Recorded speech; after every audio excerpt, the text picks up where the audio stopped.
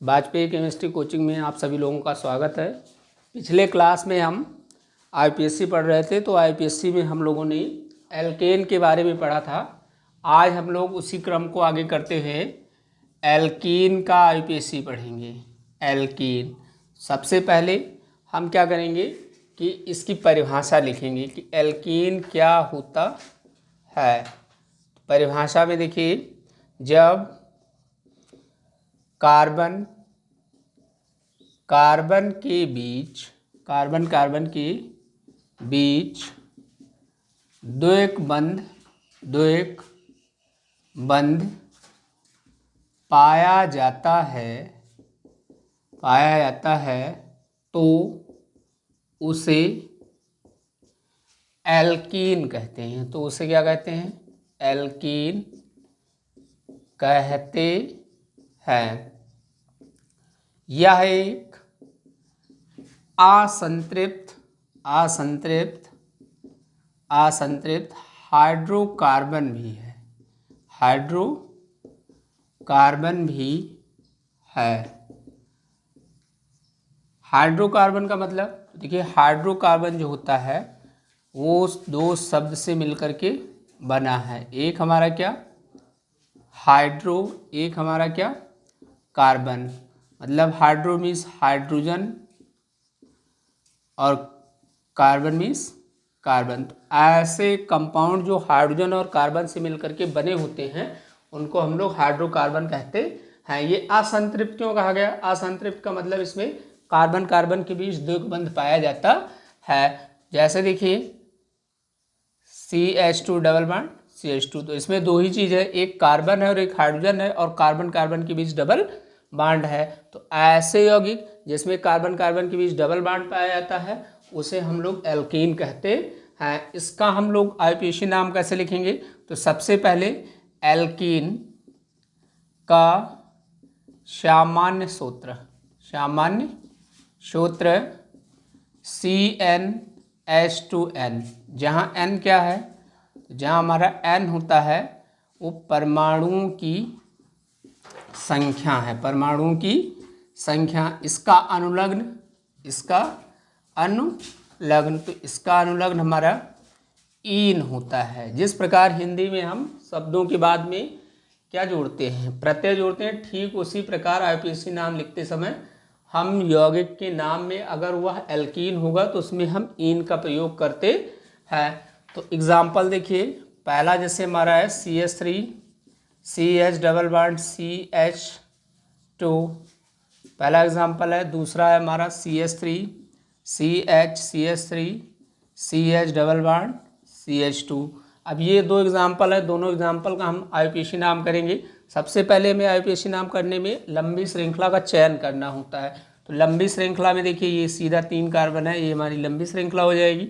उसके बाद हम अंकन करेंगे। अंकन उस साइड से करेंगे जिधर से डबल बॉन्ड क्या होगा, नज़दीक होगा। तो इसमें देखिए कि इस साइड से करने पर डबल बॉन्ड पहले नंबर कार्बन पर आएगा। तो 1 2 3, 3 के लिए हमारा क्या हो गया?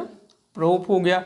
डबल बॉन्ड है तो हमारा क्या हो जाएगा? ईन हो जाएगा। और कितने नंबर पर? तो यहाँ डबल बॉन्ड देखिए 1 नंबर और 2 नंबर पर है, लेकिन हमें न्यूनतम नंबर को लिखना होता है। तो ये हो जाएगा प्रोपीन 1, या फिर इसी को हम लिख सकते हैं प्रोप 1 ईन। चाहे प्रोपीन 1 लिखा जाए चाहे प्रोप 1 ईन। उसके बाद देखिए इस वाले एग्जाम्पल में तो ये हमारी लंबी श्रृंखला हो जाएगी।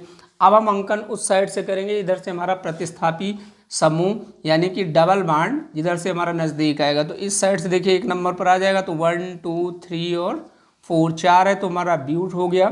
डबल बॉन्ड है तो हमारा ईन हो गया। कितने नंबर पर? 1, तो ब्यूटीन 1, या फिर इसको हम लिख सकते हैं ब्यूट 1 ईन, यानी ये हो जाएगा ब्यूट 1 ईन। और 3 नंबर पर हमारा प्रतिस्थापी है तो ये हो जाएगा 3 मेथिल। इस प्रकार देखिए कि हम एल्कीन का आईपीएससी नाम करते हैं। सबसे पहले हमें करना क्या है? लंबी श्रृंखला का चयन करना है। लंबी श्रृंखला का चयन करने के बाद में हम लोग दूसरा काम अंकन करेंगे। अंकन उस साइड से किया जाएगा जिधर से हमारा डबल बॉन्ड नज़दीक होता है।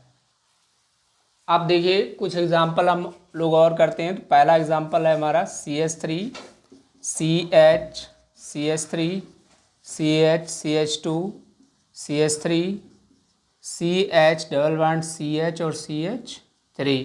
फिर दूसरा है हमारा CH3 CH CH3 CH CH3 C double bond C CH3 CH3 और CH3। और तीसरा एग्जांपल देखिए, तीसरा है हमारा CH3 CH2 CH double bond CH CH CH3 और CH3। चौथा एग्जांपल है हमारा CH3 C CH3 CH3 C double bond C CH3 और CH3। अब देखिए, पहले एक बार आप लोग इसका प्रयास करिए, इसको बनाइए, नहीं बनेगा तो हम इसको बनवा रहे हैं।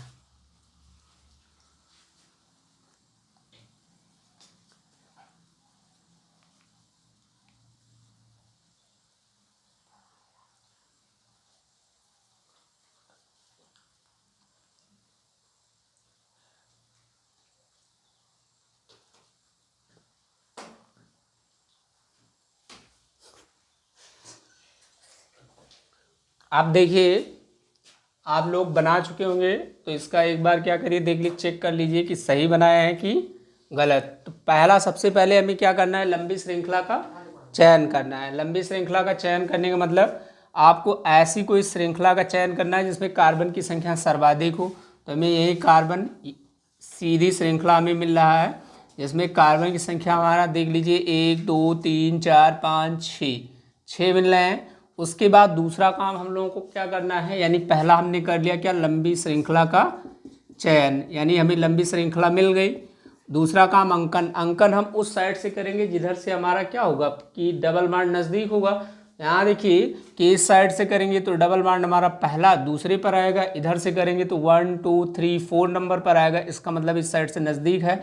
तो 1 2 3 4 5 6, तो 6 है, तो 6 के लिए हमारा रूट वर्ड होता है हेक्स।